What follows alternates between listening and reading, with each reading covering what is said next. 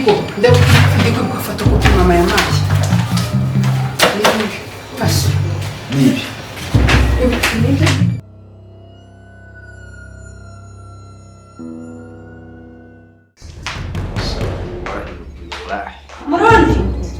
Murundi? Suwatsa kumenya abantu. Asira no mashati byo kuyamesa. Turuko kimeza ko wewe kanye kuri kurya. Ndarakirusa. Akuse.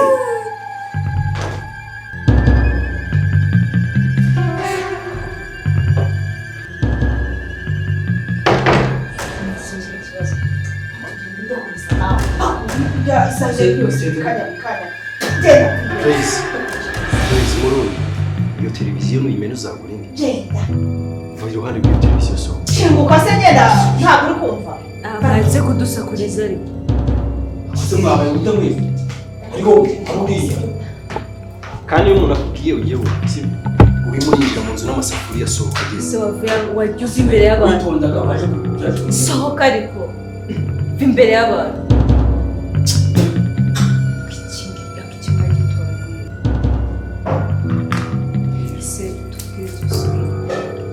Ajyanye ishati ku kazi iyo yambaye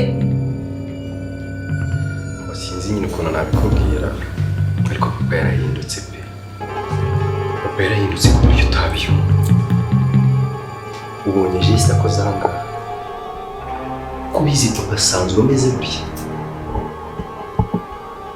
uriya rero hari ikintu ntigeze mubwira kandi ugomba kumenya ejo bundi nibwo nahindi muri biro bisanzwe nicaye ngiye kumva numva umukiriya yampamagaye ni imodoka zari ziri imported ziri kuza ni ikiraka twari tubonye ni akazi twari tubonye bayizi ko twari tumaze igihe nta kazi tubona arambwira ngo ngwino tubonane turabonana mentioninga mbere yacu ahantu iri tuvugana ibiciro tuvugana amafaranga yanyubashye my respect yanyubashye mu buryo utakumva ndamubwira ati wowe uze kuri biro nta kibazo turahahurira buri kimwe cyose kiragenda neza twamaze no kumvikana ibiciro uzi ibintu papa yankoreye se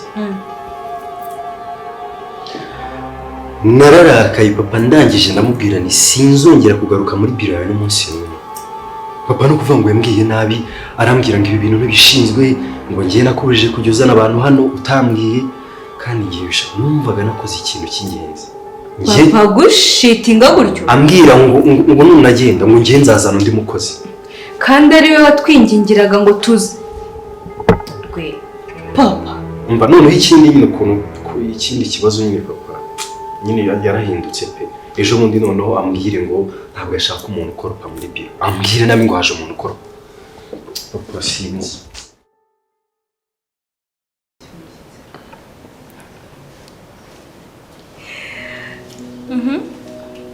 Bransetse ntasekamo nawe bizakubaho ugiye kuba nka hari igihe niga muri primaire nakunda gukina football wowe football nyina byatari ubu ngubu ufite impfundiko inzara zashize mu birenge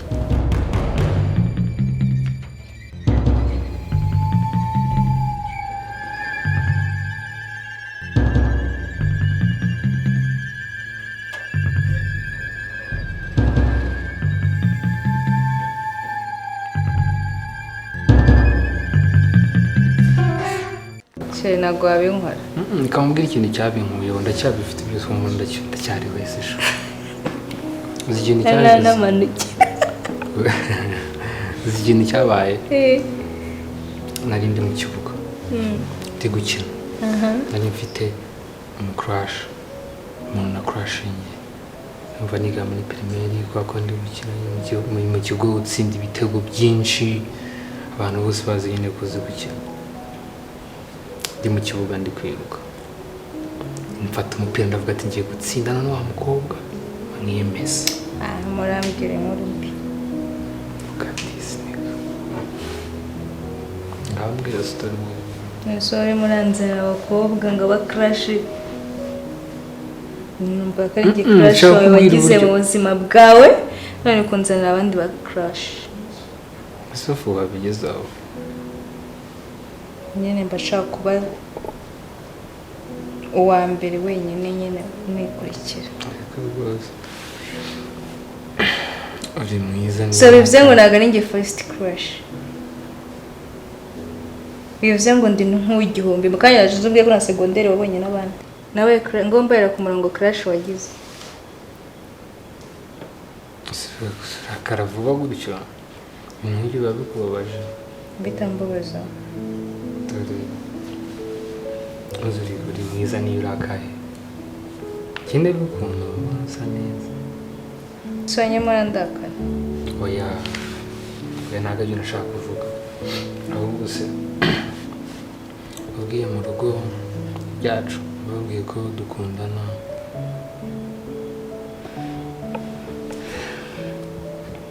Ntabwo nabivuga. Kubera iki? Nyine nararebye mbona ibintu bise biba byihuse kandi nyine papa wanjye nyine ni ukubanza kumutwara gake kubibabwira kukwerekana nyine ni gahoro gahoro nyine n'umva ndacyashakisha uburyo nabibabwira. Ese ubwo papa wawe nsanze hano ariko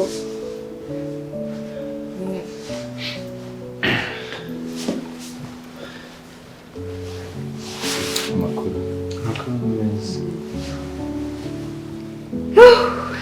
sweetheart hura na rugwe my brother.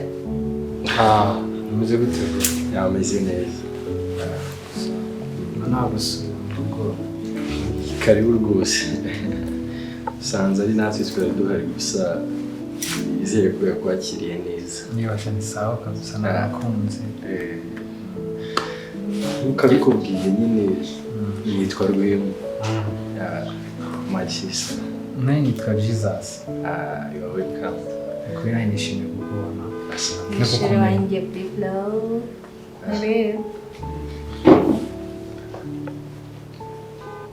Ntabwo kumva wenda njye ubwo si bakuri wasanga ari abaturanyi ndaje kumukingura ko cyane zinagiye cya kigofero cy'utwa ari nese za musari hanze.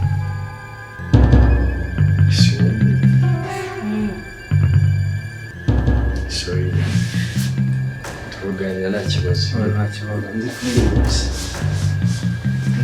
Siri ntabwo ngiye dukana ikigofero kigira urugofero rubi ntabwo ntukana absorb sibyo ikibazo nasanga kutari kugira ngo dukundana maze akampana ntabwo bigira ikibazo.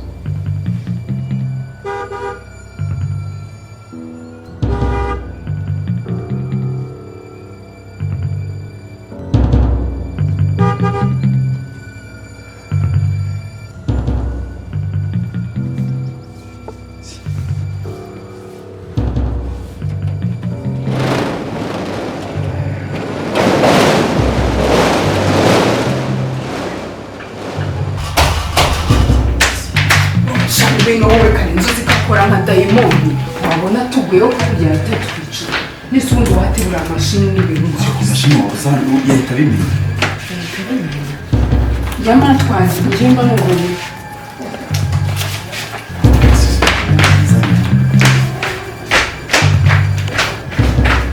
Ndabona ibyo bakiri.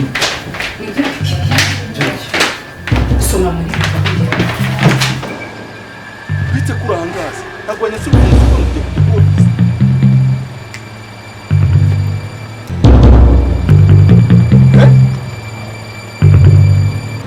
ntabwo ari ndi kubaza Ariko nohereje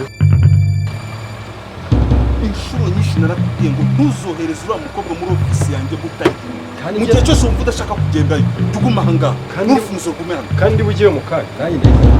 none muri aka kanya utariyo bimeze uzi bimeze gute Ubusa umuntu rebera bakureba umunsi nanjye mu rugo narahajagajaze bishoboka byose ndebera kintu ndabona kiri amazina y'abakureba ariko nanjye ariko nuko niteguraga gatoya leta se nasi urabona ntambaye papa. sinzi ushobora kurwaye ibishoro bwawe ntabwo nzi ikibazo ufite mu mutwe wawe kubera iki papa basi urahita ujya ino n'aka kanya se mu gihe cyose utarajya. gusa ngiye numvaga kumwohereza akaba akora amasuku numvaga nta kibazo kiri. Isi si amasuku ariko nizajya nkubwira ikintu ujye umenya hari impamvu uri kutumva neza. Buri munsi ndakubwira ngo fungura kuko ufungure n'amazi icyo udashaka. papa ariko namaze kwitegura sibyo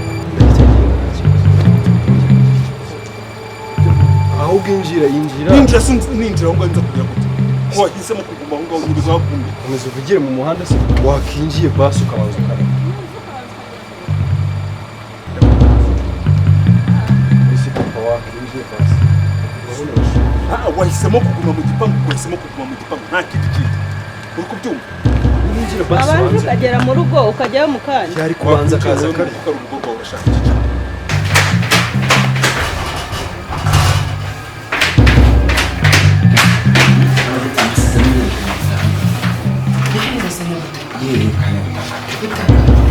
ibyo byose icyo igo ndikwibuka fata kuko mama yamaye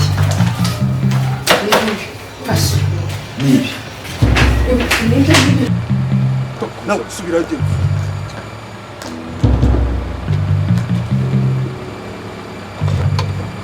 umuntu w'umusore nkawe umuntu amubwiriza ijoro 200 ngayo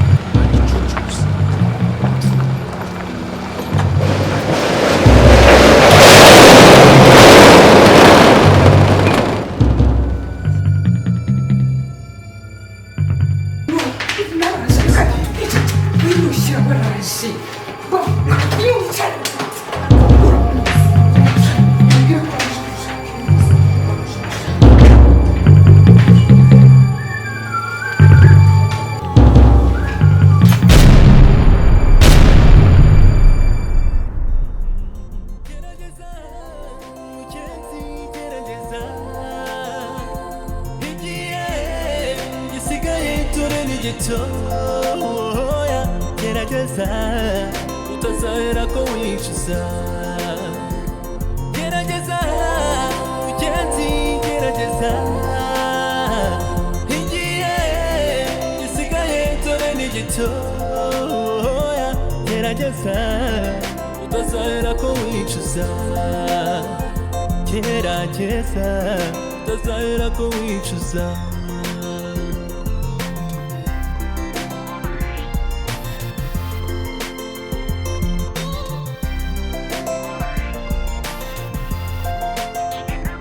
ubutumwa buratambuka buri munsi